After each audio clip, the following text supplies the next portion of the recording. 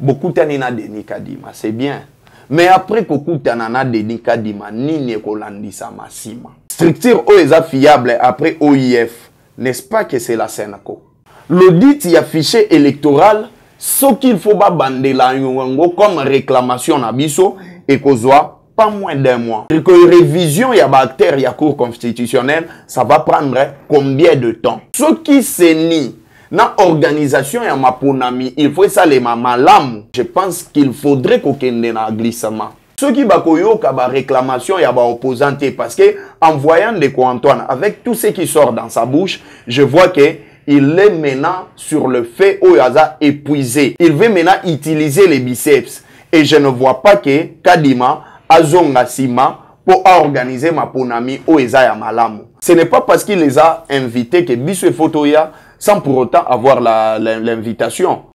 Ndeko Antoine, c'est l'homme des spectacles désolants. Est-ce que Okoki Kopé Sabatou ba carte d'identité sans pour autant qu'on recense bango? Le recensement va se faire quand? Ça ne va pas se faire seulement avec l'ONIP. Sinon, on risque de donner même aux étrangers ba carte d'identité quand si on ne passe pas par les recensements. Ndeko Antoine azana politique ya wenge. Alongwa na wengetisation politique. Oeza babiloko moko ya go distraire batu. Ndeko Antoine azo memasiko infiltration ya ciel ouvert. Je pense qu'il faut faire arrêter M. Antoine. Allez seke na ba spectacle désolant. Mais Ndeko Antoine azo pe maté. Est-ce que Ndeko Antoine aza robot? Retenez ça. Nous allons assister na ba même problème. Bako traiter biso bandoki. Nenge tozola ki se nenge makambu il faut salem.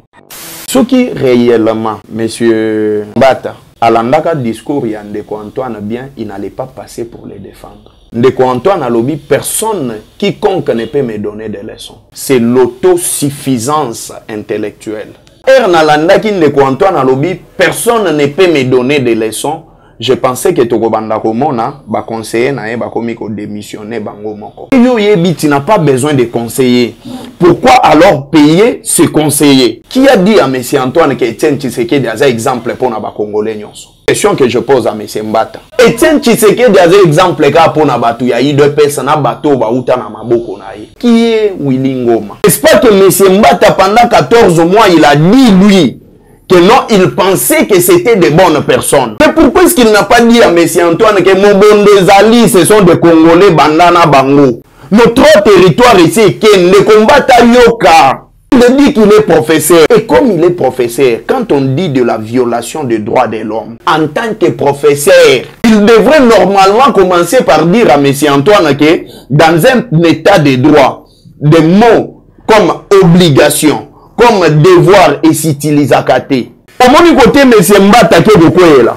A quoi il loko la moi na mouké place. Quand M. Mbata dit que non, l'église catholique est l'équisi. Yoka, même un cordonnier, un illettré peut devenir président de la République dans un état quelconque. L'élo église catholique ba komi mabe. On ne peut pas l'IDPS bazala ba ingrat niveau yo. Enfin, nani agozala mutu malamu pembeni na ba. Babeta gali solo ya Thérèse Kapangala. Ezalaka wapi? Babeta gali solo ya Rossi Mukendi. Ezalaka wapi? Ndeko Antoine, combien de foyers moko akendaka na église catholique à l'époque dans l'opposition? L'église catholique n'a pas la haine contre M. Antoine. Mais le problème qui se passe, c'est sa propre gestion.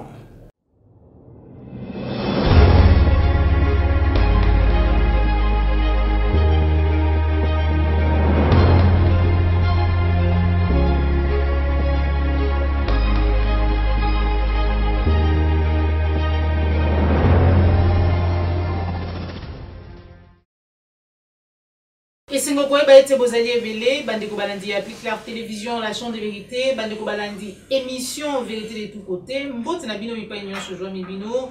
Bon début des semaines na ma bote na bino. Merci la fidélité, merci la confiance que vous allez vous renouveler dans la chaîne de vérité. Voilà pourquoi mon colon Lelo, toujours dans le souci de vous informer en temps réel, et dans la vérité. Vous allez laisser ngoya ko mba na bino. Na mboka Floribé ya wazali bongo moko ya bilenge na kati ya Lisanga otobengi Kabila Forêt vert et le monaye de Tokosola mami matali mboka na biso République démocratique du Congo. Sans plus tarder, na PC Matoun na baignon so vous allez kolanda biso de partout. Je vais être go na gauche à celle du match. Je vois ici ma caméra. Merci à na baignon so on a nous s'abonner na kati ya Picard Télévision, la chaîne de vérité. Moi na mboka Floride ya mbote na yo. Oui, mbote Madame Joël Kombe. Na pesi mbote na ba Congolais nyonso bazwi libako ya Holanda biso na moment oyo. Na pesi mbote na ba YouTuber nyonso ba o ba ozape temps ya Holanda biso ba oyo ba komantaka pona ko critiquer biso et puis ba o ba pesaka ba conseil na ba analyse to salaka. Merci lo ndenge obengisinga, vraiment je suis venu pour analyser avec vous. Merci beaucoup pour notre Kassanabiso. Ça fait déjà pratiquement des semaines. Ouais, presque. Des semaines. Ouais. Et moi, je me demandais d'ailleurs que non, est-ce que l'actualité nous fait aussi que les Kababosaninga to sanctionner. En tout cas, il n'y a pas de sanctions. To Bosani OPT. Voilà pourquoi nous commandons to Bengisio. Analyse de lecture nayo. 63 ans pour l'indépendance et Mboka na biso. Que pouvons-nous retenir? Oui, oui, je pense les 63 ans, il y a indépendance, c'est que nous devons retenir c'est que le pays a reculé. Le pays a reculé dans beaucoup de domaines. Normalement, 63 ans, Turuki Koloba y a indépendance, c'est ça commémoration, soit évaluation. Il y a chaque année, depuis Tolongwa na Maboko, il y a Belge, Tilelo. Je peux dire que non, le pays, nous sommes toujours dans la dépendance. Parce que comme on a que l'économie n'a pas simbami na ba étranger, nous sommes toujours dépendants des étrangers. Au comme on a que l'élo, kolia na biso, par exemple, moni makambu ya ba pénurie ya masangu, après 63 ans, tous incapables ya ko industrialiser secteur na biso ya agriculture. 63 ans après, Mboka na biso na nous commis industrialisé.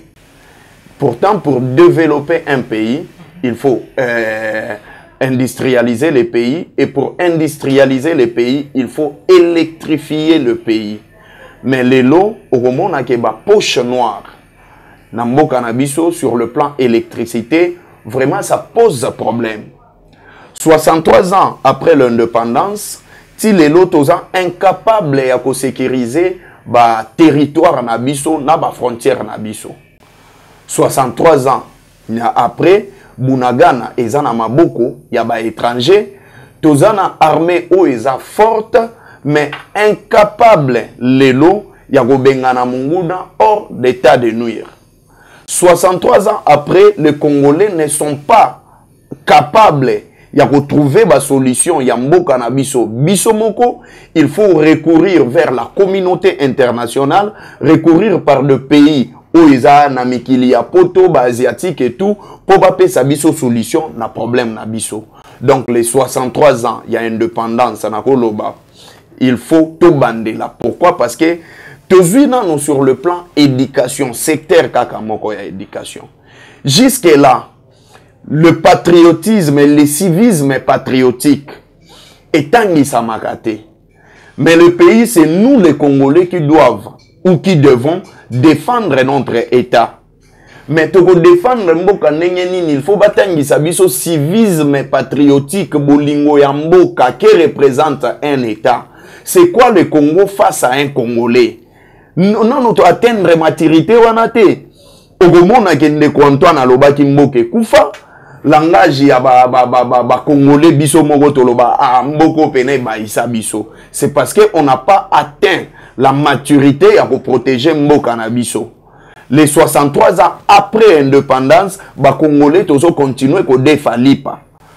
63 ans après indépendance, tribalisme ezo continuer ko gangréner mboka na biso. 63 ans après indépendance, népotisme. Même sur le plan religion, il y a toujours des choses à reprocher. Donc je vais dire que non, ici, c'est à nous les Congolais maintenant. Il y a que tirer les conséquences, comment est-ce qu'il faut bâtir Mboka na biso. C'est vrai que la politique joue un grand rôle, mais en soi, même les gens qui ne sont pas politiques, nous devons tous Congolais voir qu'est-ce que nous devons faire pour Nambo Canabiso et se développer. Au-delà, il y a que gérer les institutions. Joseph Kabila, Ndeko Antoine, Martin Fayoulou, Delice Sanga, Matata Pogno, Moïse Katumbi, leader nyonso wana. Au-delà, il y a que ambition, il y a que gérer Mboka, ce sont des individus. Et comme tout individu, ils ont une place où ils sont forts, ils ont une place où ils sont faibles. Mais est-ce que c'est à la population congolaise? Il y a toujours qu'on a manipulé par les politiques, ou il y a toujours qu'on a la politique, ou l'homme congolais peut apporter un plus dans makambo au État limboka nae. 63 ans après, nous continuons toujours dans l'enlèvement dans la ville de Kinshasa. Insécurité est commise partout dans Mboka Nabiso. Donc, moi, je ne suis pas fier.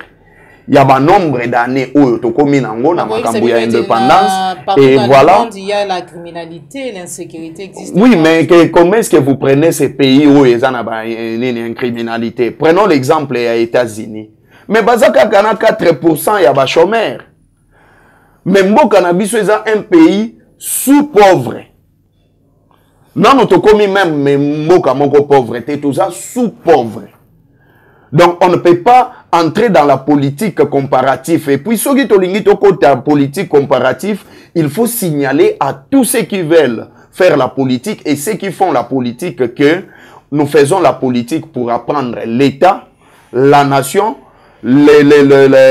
sa population et donner des résolutions face à des problèmes oyo et comme à liboso il y a population. Donc si tu te dis que je suis politique, il faut être fonctionnaire. Batu bazana kati bazana ba problème nini ngasoki na yé, quelles sont des résolutions que je peux apporter. C'est ça ce qu'on appelle un homme politique. Mais ce qu'on a un homme politique oyebi étaté, oyebi comment fonctionnement ya l'état te, oyebi nation anate, ozope sape solution mon côté wana ozali susu politicien te ezaka yande ko Antoine ndenge tozo monela yango.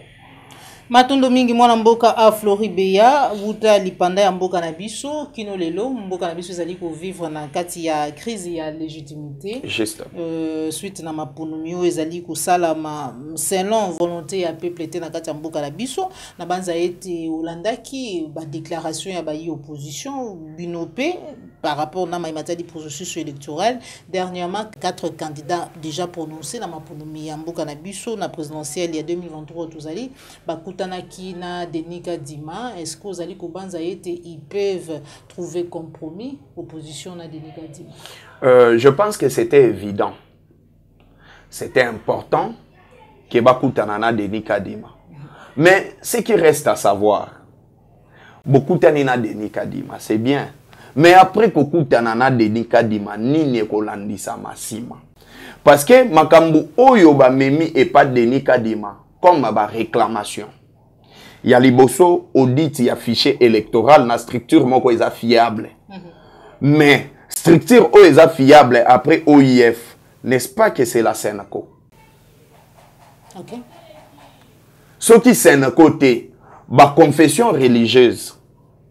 Mais na ba confession religieuse sur le poids tout le poids politique comme des termes autolobaka mingi.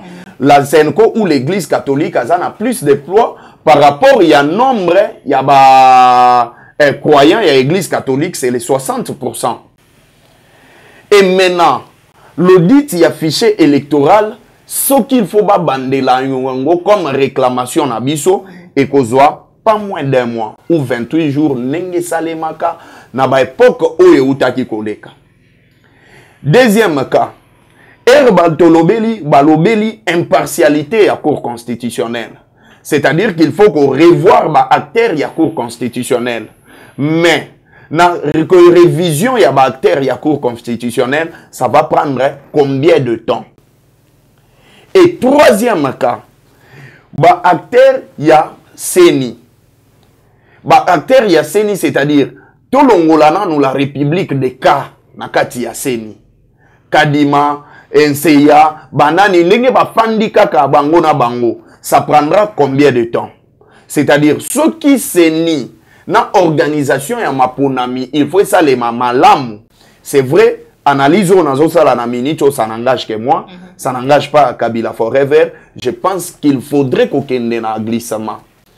Et pour sauver un État qui a beaucoup de problèmes actuellement, moi, j'accepte que s'il faut même si ça peut prendre 6 mois encore pour organiser ma ponami à Malamu, c'est bien de le faire et d'aller avec. Pourtant, pour ne pas tomber naba ma ponami moko oye kozala chaotique.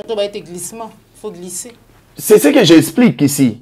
Je dis parce que ba réclamation wana oyo ba opposant ba sali, ce sont des réclamations que nous avons toujours fait. De cartes d'électeurs oyo comme inutilisable les lots. Ceux qui t'ont dans les 46 millions d'enrôlés, prenons l'exemple seulement que 30 millions de cartes d'électeurs est comme inutilisables. Ceux qui balingi ba bandé la même, ceux qui ba copier sa duplicata à 36 millions, de 30 millions de personnes, ça prendra combien de temps? Ça fait 3 mois, 4 ou 5 mois pour enrôler 46 millions. Bon, tout le monde lit de 2 mois supplémentifs. Tout kaka 3 mois, y a pamba. Ça prendra combien de temps? Pourtant, tous en période préélectorale. Ah, on a novembre, il faut campagne salema, décembre, ma pounamie salema, janvier, prestation et serment, ma kamboy kende. Mais donc, la CENI a tout intérêt à organiser ma ponami moko ya malamu o eza crédible.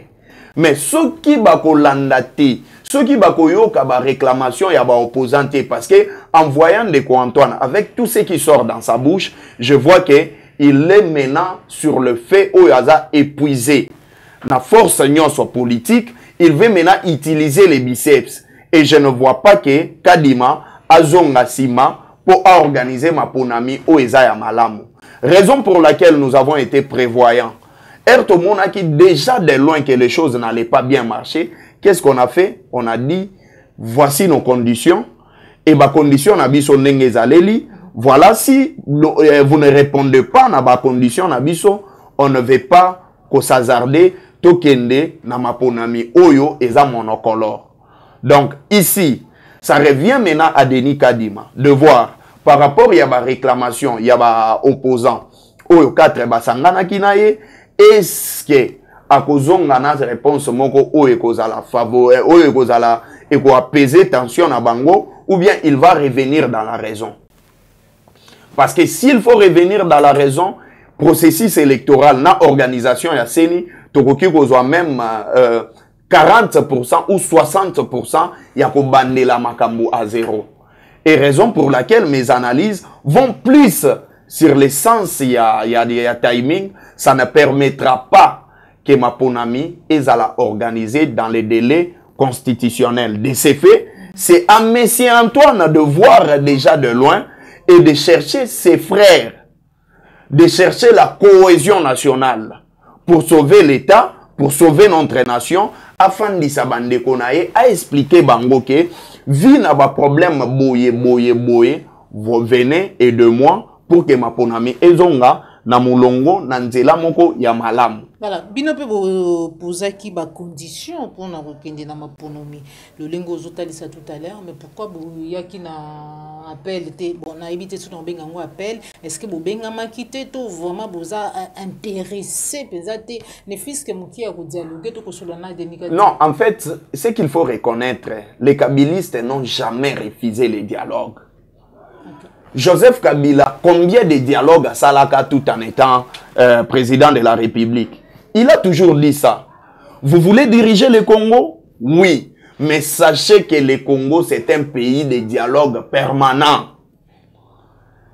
Il a toujours dit ça. On n'a jamais refusé à répondre à question ou quoi que ce soit. Tsoki Tokie, Kadima, il a parlé avec ses blocs de 4 candidats. S'il trouve qu'il faudrait nous consulter, nous les kabylistes aussi, il va venir à son tour pour venir consulter Bisso. Ce n'est pas parce qu'il les a invités que Bisso et Fotoya, sans pour autant avoir l'invitation. Ça va nous discréditer. Nous attendons Kadima. S'il va venir, ça ne dépendra pas de moi. Ça dépendra, il y a une autorité na Bisso. Ils vont juger. Et la manière dont ils vont juger, la réclamation na Bisso, etikali ndenge etikali wana. Soki esalemi na ndenge ya bien, il y aura pas de problème. Il y aura pas vraiment de problème, on va aller avec. D'accord. Il n'y aura pas de problème sur que salami lo lenge bango ba kolinga, on va aller avec. Carte d'identité. Déjà, la date il y a les 30, là il y a ministère intérieur, vous allez comme on a Peter Kazadi, bah PSA qui posant de la République carte il y a les bosso. Bientôt na banzi toujours pour jouer le gonagua pour jouer ba union so ba c'est un rôle qui ba pour jouer. Pensez-vous que vous allez vraiment ngonga ou esengeli toujours ma carte d'identité? C'est vrai que c'est important, mais les moments, alors que nous sommes occupés en film. Ndeko Antoine, c'est l'homme des spectacles désolants. Ndeko Antoine joue à une politique de malignité. Comment? C'est-à-dire, il cherche à tout prix il commence à jouer avec l'esprit des Congolais sur le plan politique. Non. Non. Nazoya. Il veut créer lui-même des spectacles. Nalobi boye. Le bilan n'est pas actionnel. Le bilan est à la sectoriel. C'est-à-dire, dans chaque secteur, ne bakoki ko évaluer. Bilan est à la actionnel, te que na sali action boye ne batu bako voter. Non. Est-ce que okoki ko pesa batu ba carte d'identité sans pour autant qu'on recense bango? Le recensement va se faire quand? C'est ça, non? À recenser Batouba Pesabiso calendrier, il y a processus, il y a ma carte d'identité. Il faut qu'on recense Batou. Après avoir recensé Batou, maintenant, on connaît le nombre de Congolais. Parce que dans la carte de recensement, ça ne va pas se faire seulement avec l'ONIP. Service, il y a ANR. Il faut aller en Akati. Parce qu'il faut attestation, il y a nationalité et salement. Attestation, il y a naissance et salement. Il faudrait, donc il y a tout un procédure. Oh, il faut aller en Akati. Mais ce n'est pas que quelqu'un qui va se réveiller le matin, ou non, boya kozwa ba carte d'identité. Mais sinon, on risque de donner même aux étrangers ba carte d'identité si on ne passe pas par les recensements.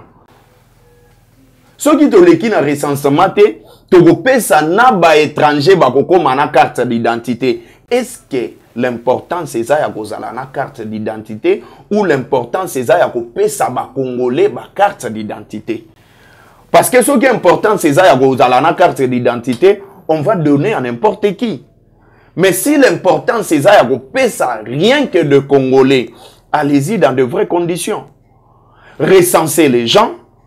Les services de l'ANR. Vous savez pourquoi il passeport au ANR?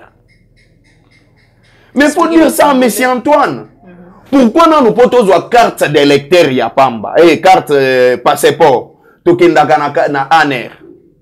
Et ça la rapport va identifier yo.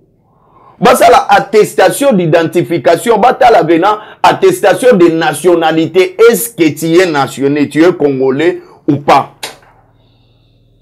Est-ce que tu as une nationalité congolaise ou pas? Mais manque à savoir. Quand on ne connaît pas, il faut demander.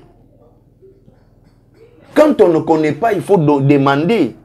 Il ne faut pas gérer le pays de Antoine. Je vous dis, au moni nengazawana, on dirait alingaka azana politique ya wenge. Polémique. Mais quand on a une politique ya wenge, c'est-à-dire qu'il y a bien fanda obi na ute ko nyata bato église catholique moi logo moko sala ki moi makelele na lukabor moko ko distraire ba congolais. Alors nga moko na fanda nanu bo pesa nga carte ala kisi yango. Non, nazala ki awa non ba congolais ba leli trop bozela na on nyata bango bor moko. Alors arish yagana biloko na yo pas fabriqué au Congo. 24 heures, papa longo la wana ya fabriqué au Congo. Donc, c'est-à-dire que à l'ongwana wengetisation politique, on ne vient pas faire la politique quand on gère. On vient définir la politique dans le secteur nyonso. Mais quand on a ça la politique au moment où il est président de la République. Il avait tout le temps, 37 ans de faire la politique. Maintenant, il faut même aboyer binaye. Et loko oya yekolaki na politique ou salaki à mettre yango suko en pratique. O ezaba biloko moko ya go distraire batou. C'était les rêves, il y a Congolais. Non. Les Congolais ont rêvé. rêvé, bien sûr, d'avoir des cartes, mais dans de quelles conditions? Le problème, c'est la conditionnalité d'avoir la carte d'identité. Il y a des conditions, il faut recenser les gens, il faut attestation, il y a naissance, il faut babiloko belé zalagawana. Sinon, on risque de donner des choses. On va au moment où infiltration. De quand on a zone massiko, infiltration, il y a ciel ouvert. Parce que si une personne a sa carte d'identité, comment est-ce que vous voyez qu'il y a un Congolais? C'est ça, non? C'est que Ndeko-Antoine tire abandonné go fanda na epemeni ya les Sphinx. Les Sphinx abandonné go yoka makambu les Sphinx abandonné au salate. Tolobaka ke UDPS azalaka na vision te. Tolobaka ke Ndeko-Antoine azana na vision te. Mais c'est ça. Ya fanda ki na poto. Aza jika. Est-ce que même na poto bato baza na poto ba yebisa biso quelles sont les conditions pour avoir des cartes d'identité? Est-ce que zo salemana ki boudiki ndenge bazo mema ou bien zakaka ko distraire population? Ceux qui bazo linga ba mema distraction, ce n'est pas grave. Ba kende na distraction, mais après ça sera un autre problème où ba ko créer na mboka na biso. Et après problème wana ba ko créer to ko longwa na makambo mususu e ko senga ba congolais biso to banda lisusu ko luka ko résoudre likambu moko wana. Je pense qu'il faut faire arrêter M. Antoine. Allez mbeseke na ba spectacle désolant. Allez mbeseke. Après Mananou, Ndeko Antoine, à un certain moment, nous avons besoin de mon nom au PMI, au lobité, au salipé logoté, au PMI nanoupe.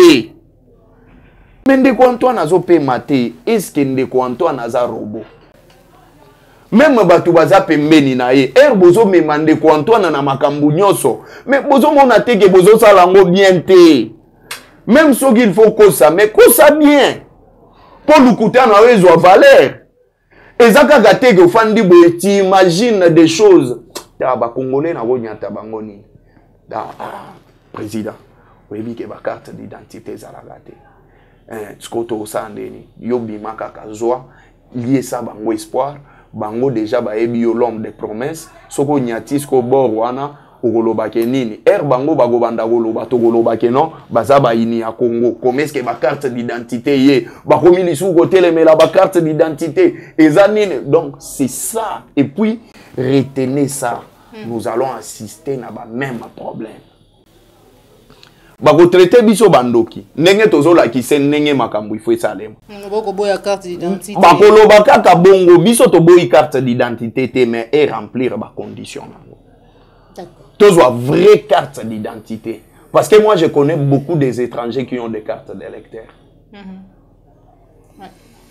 Et belé ya ba Camerounais, ba Sénégalais, ba Guinéens, oyo bazawa, ils ont des cartes d'électeurs. Mais ce n'est pas sur base de la carte d'électeur qu'il faut une carte d'identité. Ce n'est pas ça. Donc, Ndeko Antoine a tout intérêt de bien faire les choses. D'accord. Au tout à l'heure, était opposition, na Denika Dima, bazali ko senga parmi les revendications, toutes les conditions, bazali ko poser comme préalable pour nous gagner notamment audit et affiché électoral strictement fiable. D'où au total ça a été stricté wana ceux qui zali OIFT zali bongo sanko dernièrement na base Olanda qui sorti médiatique tout petit discours il y a président de la République na ngambo Mujimai Olandi Monseigneur Donatien Cholé Olandi Augustin Kabouya finalement lelo ezali André Mbatao yo azali ko estimer que église catholique au Congo a fait un peu trop lecture na yo par rapport à la relation il y a église catholique lelo Oh, lobby bataille ça kabiso était pour na kobundisa Joseph Kabila akindani par rapport na gestion na ye o yoba congolais et longo na bango pe bamona ki ezala ki vraiment le sous malonga te bango na église catholique bakanda ko sala 50-50 lelo église catholique na régime actuel to pays de pèse kondongwana qu'est-ce que ne va pas bakowela ni pour tout mon spectacle d'abord nalandaki analyse ya ndeko Antoine nalandaki analyse ya Kochole nalandi analyse ya nani te Kabuya nalanda kete André Mbata oui André Mbata mais secrétaire général non ye nalanda kete jour moko na zwaka lito inanga na yoka ka makambo azoloba na bela alors nalingi te na bela lisu maladie mentale ya koyoka ye aloba donc je préfère ne pas l'écouter na yoka bato bazo réfléchir bien. Alors ce qui réellement, monsieur Mbata, parce que sur le plan scientifique, on dit qu'il est professeur.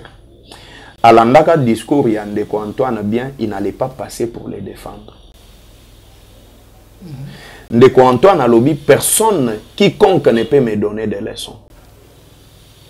C'est l'autosuffisance intellectuelle. Pourtant, premier échec qui a motu ezalaka soki azo s'estimer qu'il y a bignonso. Il a dit ça. Na nalanda ki Ndeko Antoine alobi, personne ne peut me donner des leçons. Je pensais que Tokobanda Komona ba conseiller na ba komi ko démissionner bango moko. Parce qu'il a plus de 1000 conseillers.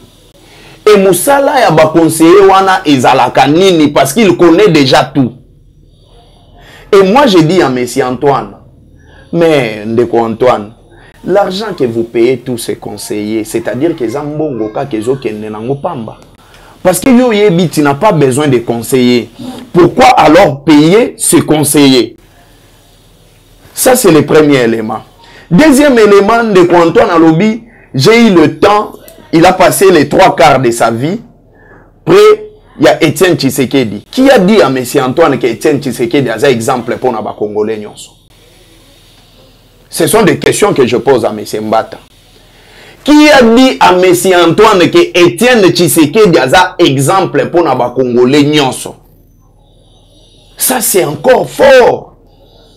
Étienne Tshisekedi a un exemple pour les Batou. Il y a eu deux personnes à Batou, il n'est pas l'exemple pour tous les Congolais. Parce que na combat na ye o ya menaki, il y a des Congolais qui n'ont jamais été d'accord avec lui. Et nous sommes dans un pays de plus de 100 millions d'habitants. IDP se représente à combien de personnes?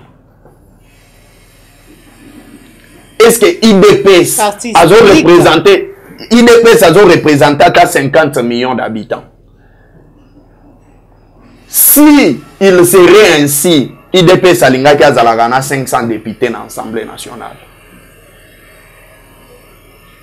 Mais seulement que l'UDP ne représente même pas 3 millions Yaba Congolais. C'est-à-dire Étienne Tshisekedi n'est pas un exemple pour tous les Congolais. Deuxième cas, toujours à M. Mbata. Comme M. Antoine disait que non, il ne lésinera pas face à Batounion so bazoluka basala nini bacha sécurité qui mia na mboka. Mais qui est Willy Ngoma? N'est-ce pas qu'il est congolais? N'est-ce pas que M. Mbata pendant 14 mois il a dit lui que non, il pensait que c'était de bonnes personnes. C'est lui le professeur Mbata. Mais pourquoi est-ce qu'il n'a pas dit à M. Antoine que Mobondo Zali ce sont des Congolais bandana bango? Willy Ngoma est là, il est un Congolais.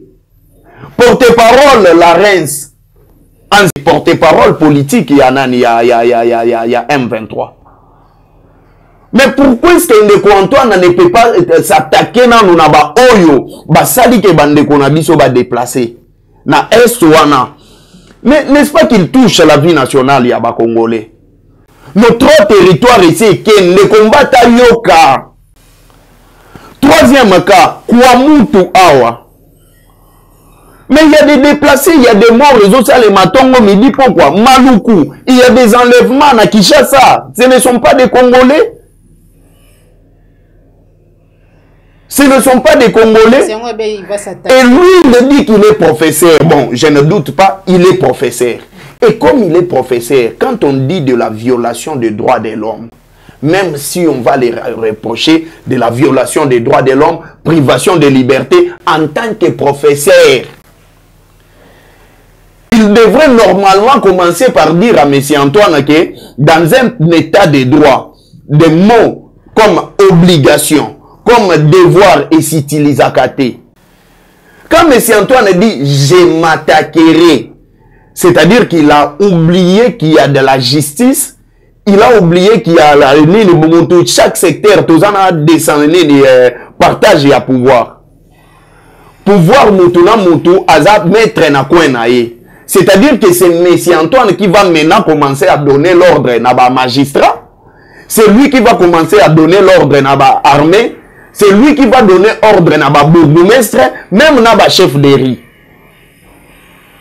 Mais il y a des Koulouna qui sèment la désolation. Pourquoi ne Antoine a attaqué Bangote? Au mon côté, M. Mba attaqué de quoi là? À quoi il le la moi na mouké place. Et dire que non, Ndeko Antoine a voulu créer une rébellion au sein de l'église catholique. C'est-à-dire quoi? À apprécier quelques abbés, à critiquer Abbé Moussoussou. Et c'est parce que l'église catholique, ce ne sont pas de gens qui s'attendent à bango na balabala, respectaka, charte na bango, eucharistique na bango, respectaka yango. Mais sinon, si l'église catholique était comme l'IDPS, na minute on de Panzani, na minute on de Kabwani. Et moi, je me demande, le discours qu'il a fait à l'église catholique, quand il est allé chez le musulman, à Ebisi Bango, vous n'avez qu'un seul Allah, alors pourquoi vous battez-vous? Allah veut dire Dieu. C'est-à-dire que Nzambe wana, il y a l'église catholique, à Nzambe Moussoussou, Nzambe, il y a l'église musulmane, à Nzambe Moussoussou. Pourquoi cette différence? Maintenant, moi, je me demande, je vais faire une différence et je vais analyser entre les deux personnes. Ndeko Antoine et Joseph Kabila. D'accord. Je commence. Joseph Kabila a eu ses pouvoirs à 29 ans. Il a géré le pays dans des contextes très difficiles. Mais Joseph Kabila a géré des gens qui étaient forts militairement, mais financièrement, et puis politiquement, et puis ces gens bazala qui n'a pas ambition bango nyoso ba comme président. Je parle de Jean-Pierre Bemba, Azaria Sourouberwa, Zaïd Ngoma, na Venabiso, paix à son âme, Artir Zaïd Ngoma. De gens forts militairement, forts financièrement, forts politiquement et forts avec des ambitions politiques. Mais à l'âge de 29 ans, Joseph Kabila maîtrisa Kabango. Joseph Kabila a géré le pays dans des contextes très difficiles. Il n'a pas trouvé un budget allant même il y a 1 milliard. Il n'a trouvé que 300 millions dans le compte, dans le budget. Mais il a payé une dette extérieure. Il y a plus de 10 milliards de dollars. Toujours dans les contextes difficiles, Joseph Kabila a changé le code minier au Lelo. Il y a 16 milliards de dollars, malgré le budget à Eloko. La question reste à savoir, est-ce que Joseph Kabila avait-il des amis? La réponse est oui. Mais il y a un camarade Moko. Il y a Joseph Kabila au Yebi. Camarade Moko. Parce que Belé va estimer que Kola, Libanda. Même Libanda, même de quoi Antoine pas Kola Libanda. Tout le monde a un camarade. À l'époque, il y a Joseph Kabila. Il n'avait-il pas la famille? Mais Yebisanga, nani oyo yoka na famille Joseph Kabila, na famille Kabila, à ça la partie politique. Mais les lots bandeko Antoine basali bango presque tout bazana ba parti politique. bazana ba institution ya l'état bazo gérer. Mais Ndeko Antoine, l'âge qu'il a réussi le pouvoir, 3e âge déjà. 2e cas, il a dit qu'il a été formé par Étienne Tshisekedi. Mais Ndeko Antoine a-t-il des amis? La réponse est oui. Ba camarade ya Ndeko Antoine baza banani? Dieu donné lobo. Oyebi Dieu donné lobo, non? Ndeko ya falsifié ka signature ke ndaka na prison ya Makala. Nani DJ Tuyoyo. Oyo c'est moi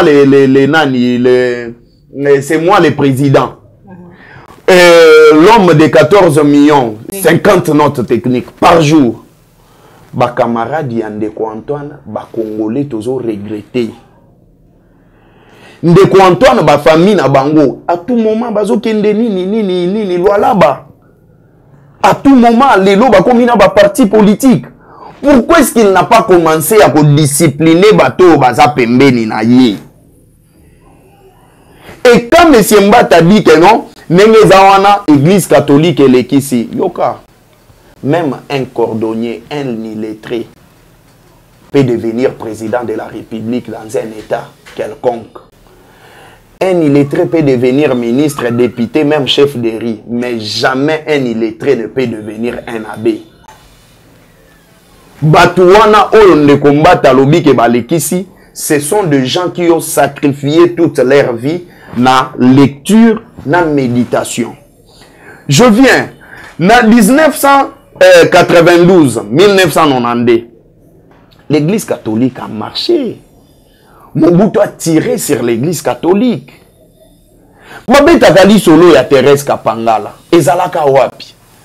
Babeta gali solo ya activiste Rossi Mukendi, ezalaka wapi?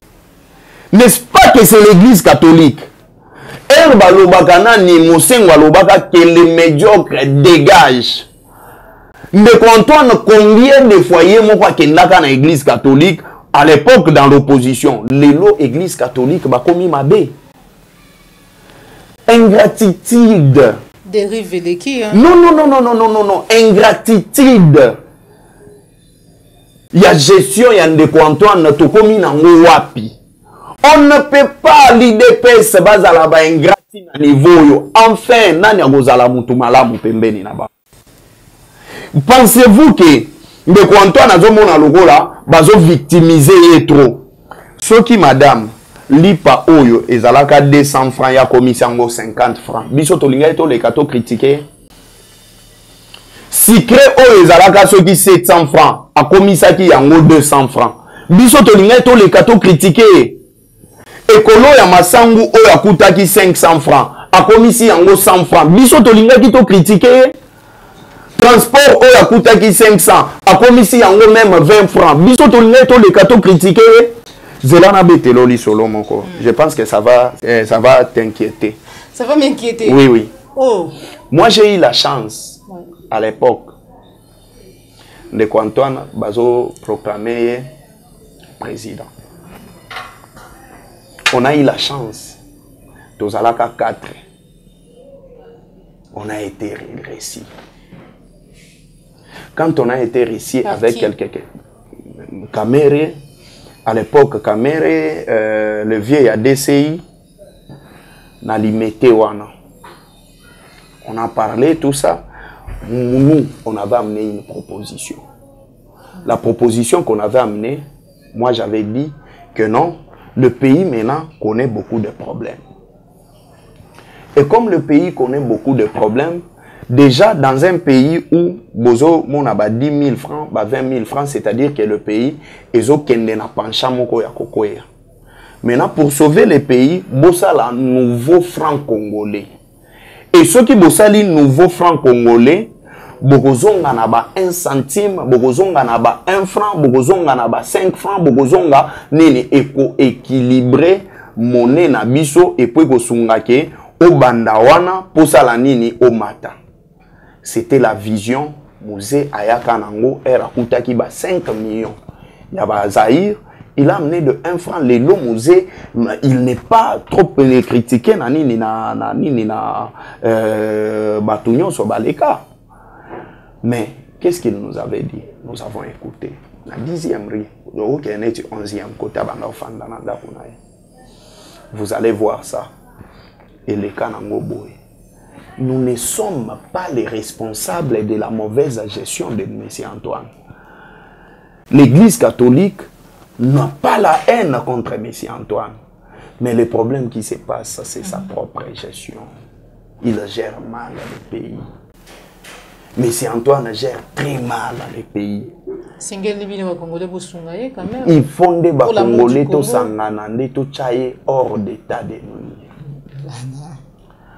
Congolais faut to sangani marche yama kasi mutu nyonso azui pena nini photo oya bimina sakombi aloso oya bimina kunina courant oya bimi biso tu na balabala ti na palais du peuple to tchena kadena na palais du peuple